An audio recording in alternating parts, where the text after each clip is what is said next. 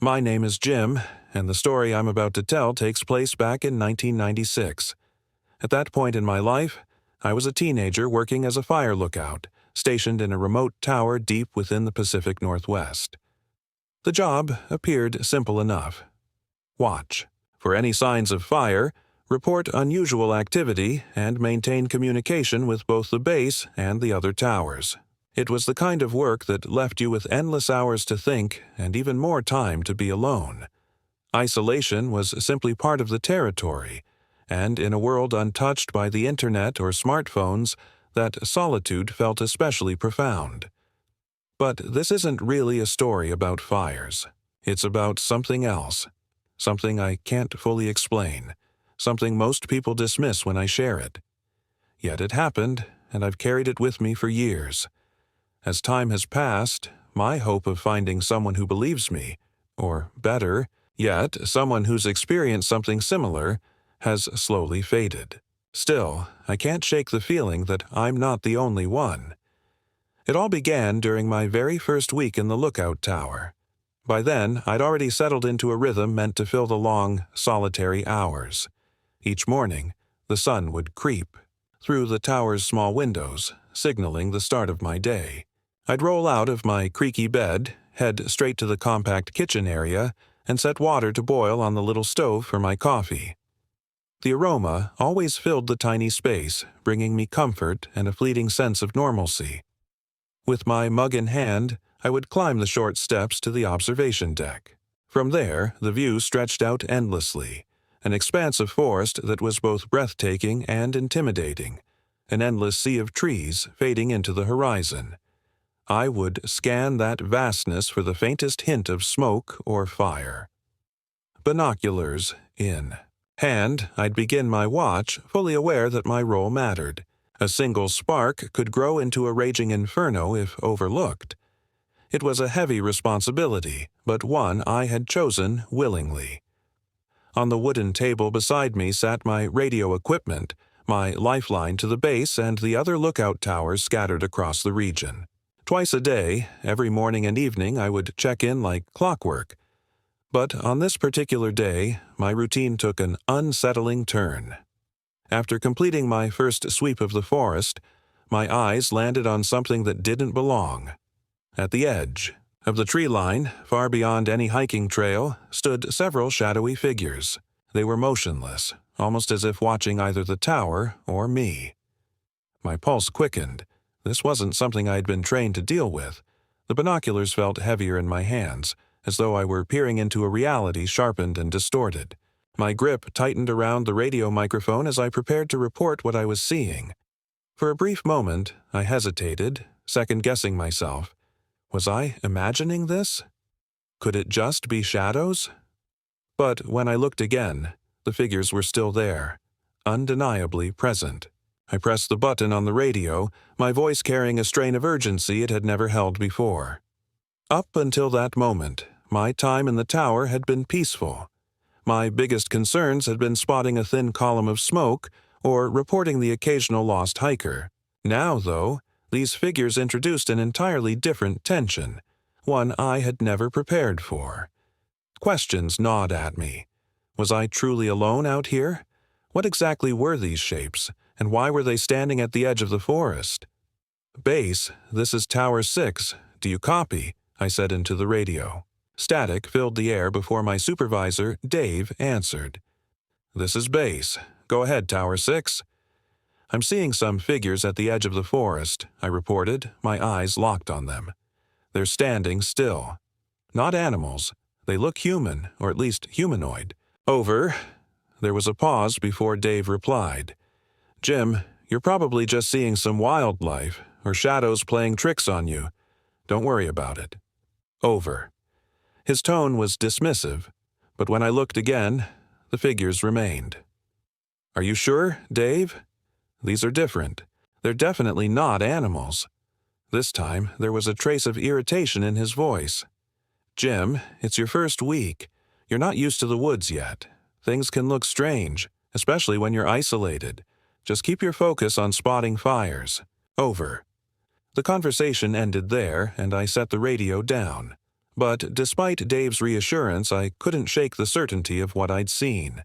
In my logbook, I carefully recorded the time and location of the sighting, just in case. I tried to return to my normal duties, but focusing was impossible. I found myself glancing toward the tree line again and again, half expecting the figures to have drawn closer. To distract myself, I turned to maintenance chores, sweeping the floor, cleaning the windows, and even reorganizing the pantry by type and expiration date.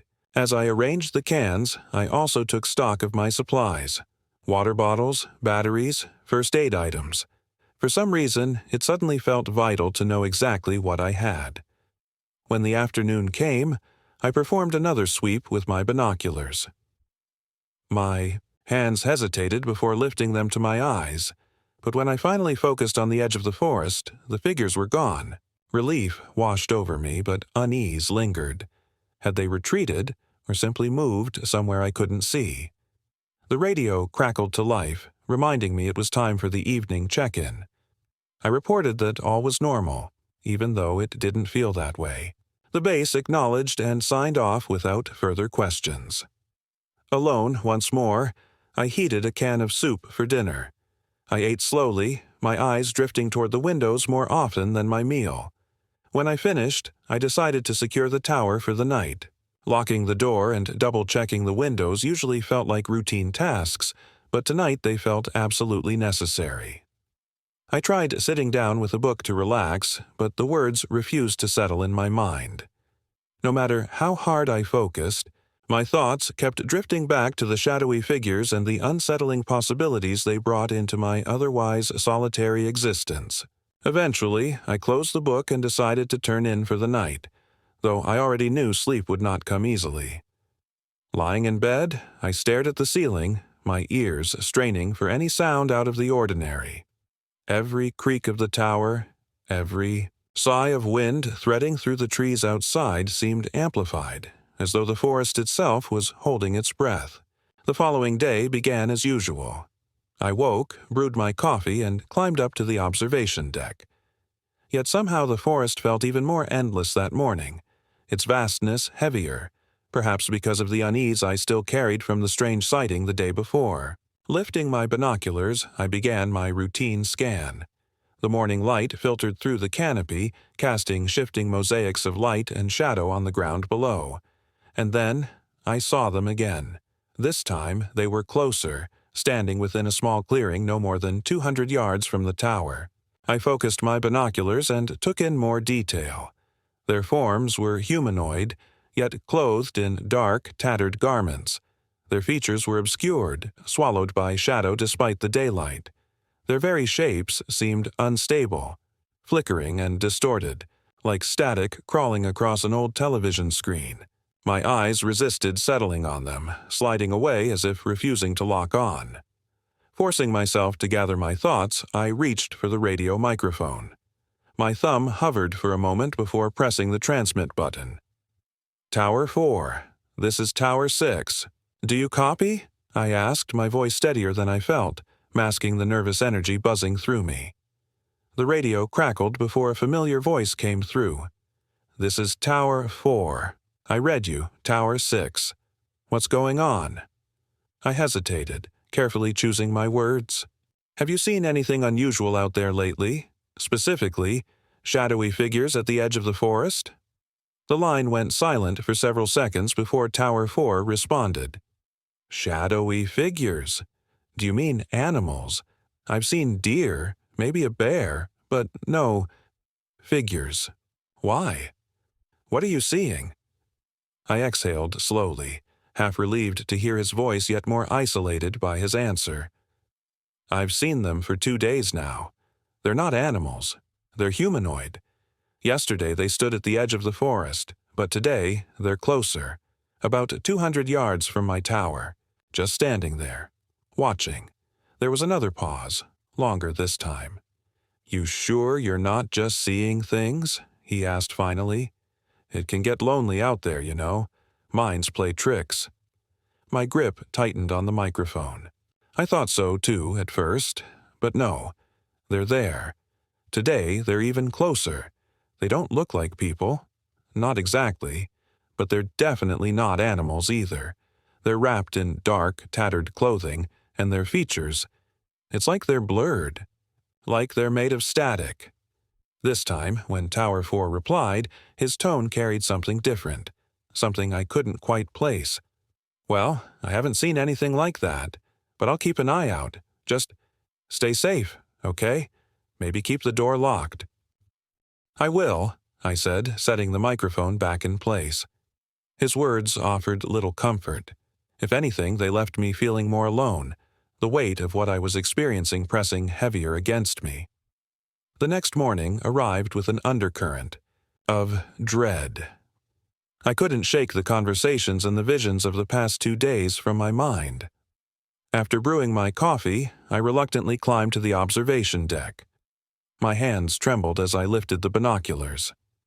I immediately focused on the clearing, 200 yards away, where I'd last seen them. Nothing. Relief surged through me for a moment, but it was short-lived. I realized I hadn't checked the areas closer to the tower. Almost against my will, my hands moved, steering the binoculars to scan the terrain surrounding me. And there they were. The shadowy figures had advanced, now only 100 yards away. They lingered near one of the footpaths that led toward the tower, half concealed by the trees, but undeniably closer. My heart hammered as I fumbled for the microphone, pressing the button with more haste than before. Tower 4, this is Tower 6. Do you copy? My voice carried an urgency I couldn't suppress. Tower 6, this is Tower 4. What's the situation? Came the reply, static crackling faintly beneath his words. They've moved again, I said, struggling to keep my voice steady. Closer this time, just 100 yards away near one of the footpaths. Silence, then a more serious tone. Are you sure it's not hikers? Or hunters?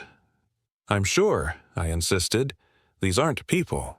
At least, not people I'd recognize. They're closer now, and it feels deliberate. Another pause, then Tower 4's voice returned, grave and firm. All right, keep your eyes peeled. Stay inside after dark. Lock up, and if you've got a weapon, keep it close. Will do, I replied, setting the microphone back on its holder. Peering back out across the forest, I watched as the figures seemed to waver, blending in and out of the trees. Unease gnawed at me. Curiosity, too. Simply watching from the deck, peering through binoculars, no longer felt like enough. I needed to be proactive, to try and make sense of what I was seeing.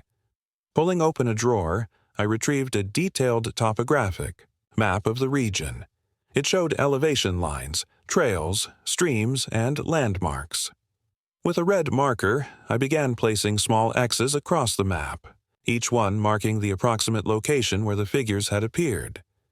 Stepping back from the map to take it all in, I hoped some kind of pattern might reveal itself, something that could explain these figures.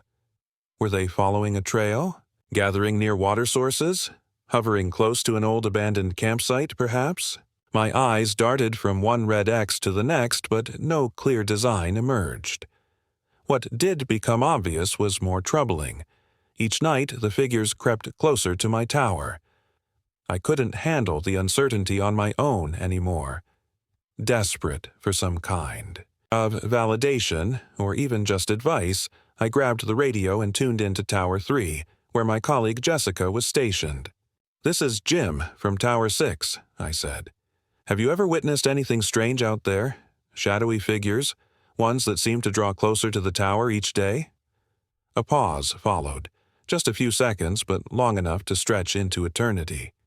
Finally, Jessica's voice came through. I've never seen anything like that. It sounds creepy. Are you sure it's not just the loneliness playing tricks on your mind? Have you been sleeping enough? I gripped the radio tighter, frustration mixing with a small relief that I at least had someone to talk to. I know what I saw, I insisted. I'm not making this up. Something is out there, and it's getting closer to my tower every single day. I have no idea what to make of it. But just as Jessica keyed her radio to respond, the connection died. The line went silent, No static, no interference, just an unnatural stillness. My heart skipped a beat.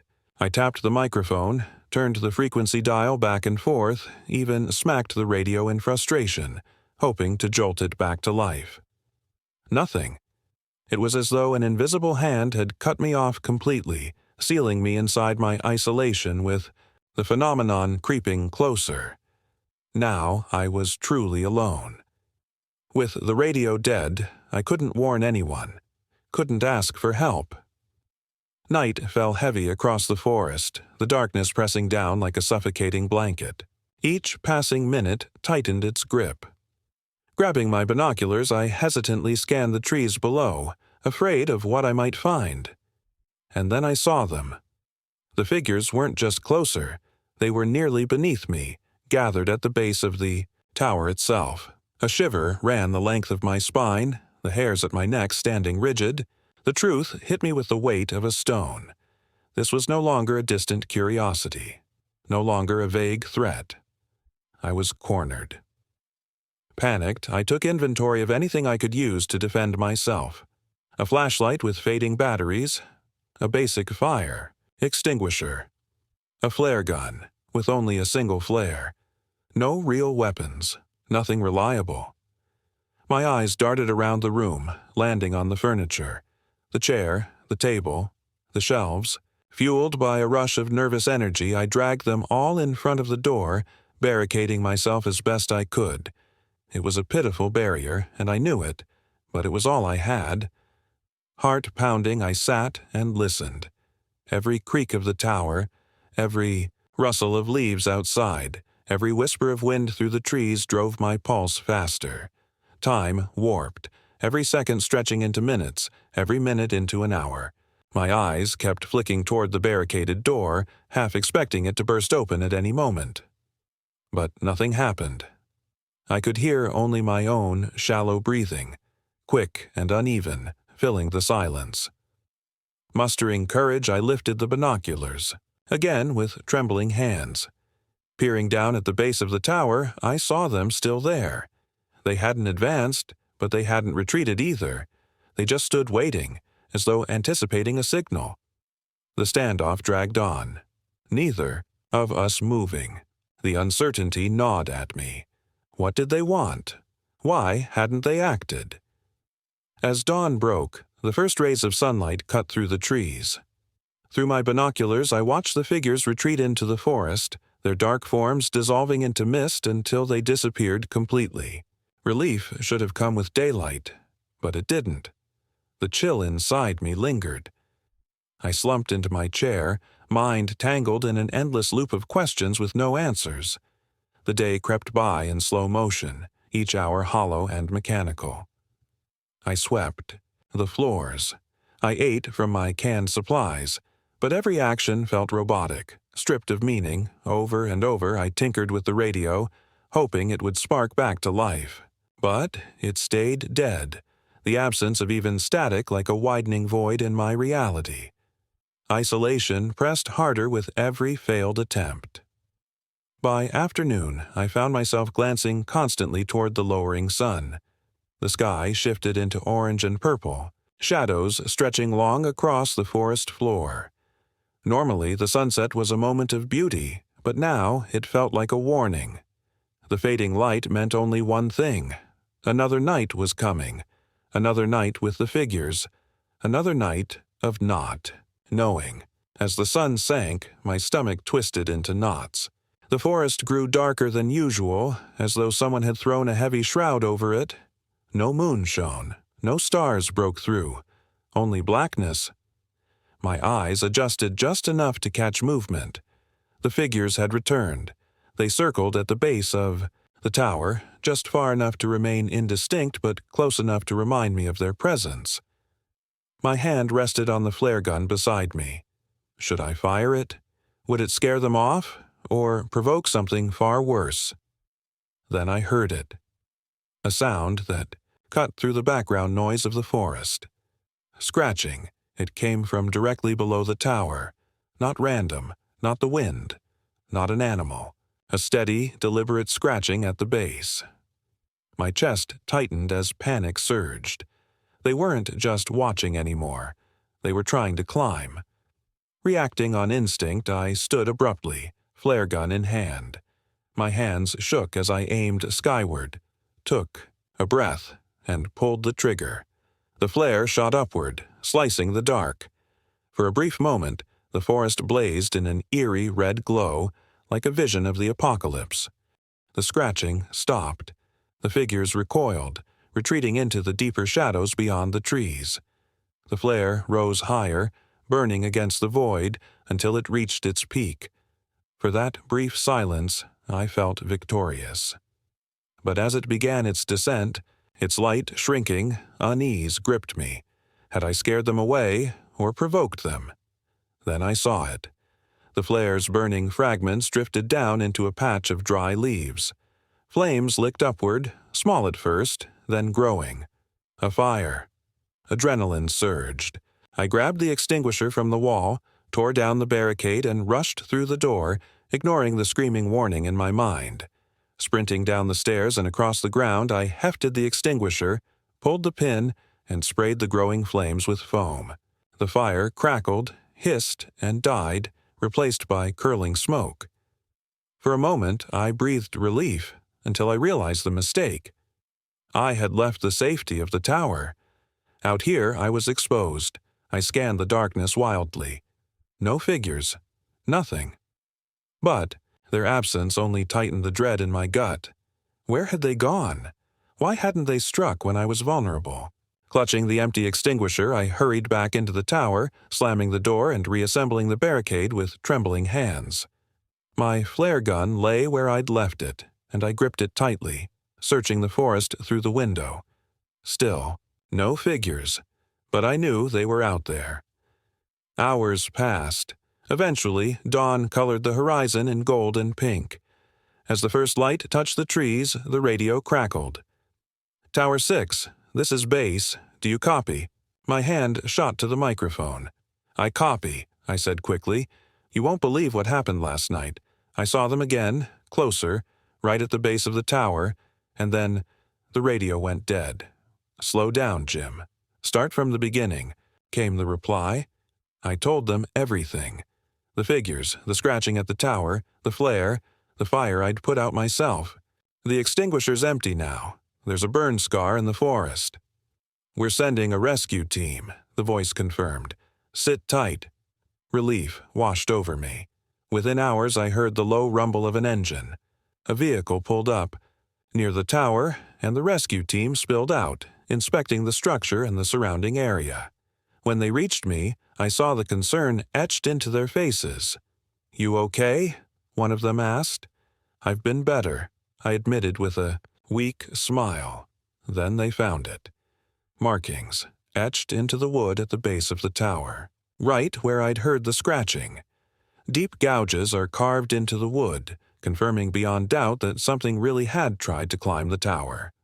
Alongside this, the rescue team uncovers the scorched remains of the flare and the blackened patch of extinguished fire. Yet, despite the physical evidence before them, skepticism clouds their faces as they exchange uneasy glances. "Could be raccoons, maybe some other kind of animal," one of them suggests while crouching to study the claw marks. "You think a raccoon fired a flare gun and started a fire?" I snap, my frustration boiling over at their disbelief. "Honestly, it's more likely you're suffering from isolation and stress," another member chimes in matter-of-factly. "These jobs get to people, especially when you're out here, on your own." But I know what I saw. I press harder, refusing to let it go. Those weren't animals. They were tall, human-shaped figures. They stood there night after night, and they were getting closer. The team leader speaks gently, though his words sting. "Jim, we've all gone a little stir-crazy out here. It happens. You said yourself the radio was down. You were cut, off, completely alone. Maybe your mind was just playing tricks on you." I shake my head in disbelief. They aren't taking me seriously. My story, my fear, everything I experienced, they dismiss it as paranoia, a byproduct of isolation. When I finally climb into the rescue vehicle. My emotions are tangled.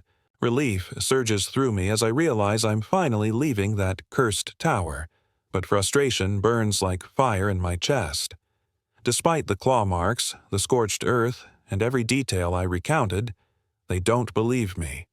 They've reduced it all to stress, to loneliness, to madness. And that dismissal infuriates me more than anything else. The engine growls to life, and the vehicle lurches forward, navigating the uneven forest road.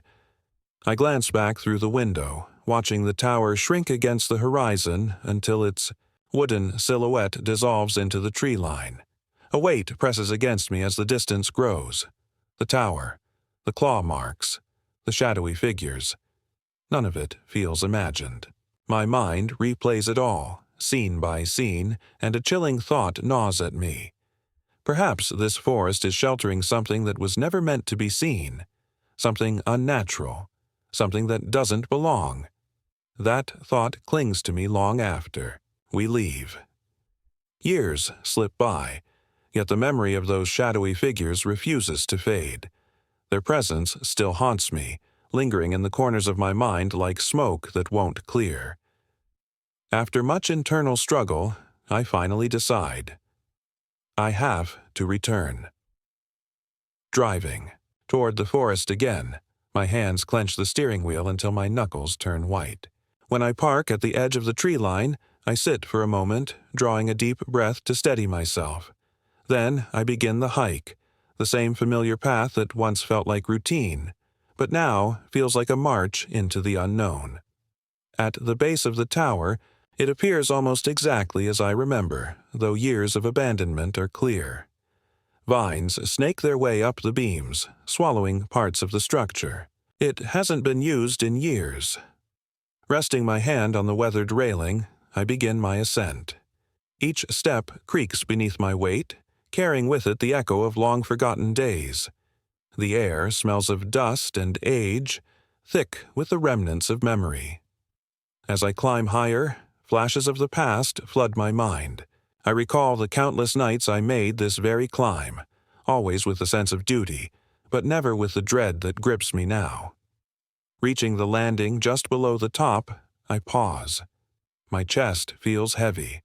Only a few steps remain before I stand again, in the room that once felt like both refuge and prison. After gathering my courage, I climb the last stairs and stop before the door. The paint is chipped, peeling away in long strips. The metal handle is tarnished, cold beneath my trembling hand. Finally, I turn it. The door groans open and I step inside. It's like stepping into a preserved fragment of time. The same wooden table, the same chairs, even the old radio that once crackled with life, all coated in a heavy film of dust, as though no one has touched this place in years. The air is stale, but familiar. Despite the abandonment, it feels hauntingly intimate, like revisiting a chapter of my life I thought had closed but never truly did. I drift to the window, pick up the binoculars, and peer out into the forest below. My chest tightens as I brace for what I might see, but the woods are calm, almost too calm, drenched in a deceptive serenity. The silence gives me no answers. My gaze sweeps across the area where I used to see them most often. For a moment, there's nothing, just an endless canopy of green. But then, at the edge of my vision, movement flickers. Dark shapes shift deep within the trees. My heart leaps into my throat. Snapping the binoculars toward the motion, I focus hard. But there's nothing now. Nothing but still trees swaying lazily in the breeze. I scan again, desperate. Still nothing. Did I really see them? Or is my mind playing cruel tricks? The question lingers like a shadow in the room, unanswered. Either way, I know it's time to leave. Placing the binoculars down, I take one last look at the forest that once consumed my nights. Whether real or imagined, the figures remain a mystery, one that refuses to give me closure. With a heavy heart, I close the door behind me, descend the tower's stairs and make my way back to my car, The forest is peaceful, but that serenity does nothing to loosen the knot of unease in my stomach. As I drive away, the tower shrinks in my rearview mirror until the trees swallow it whole. Years have passed, but the experience is carved into me. People dismissed it as loneliness, as madness, as imagination run wild. No one ever believed me, but I know the truth. I know what I saw, and I know what I felt.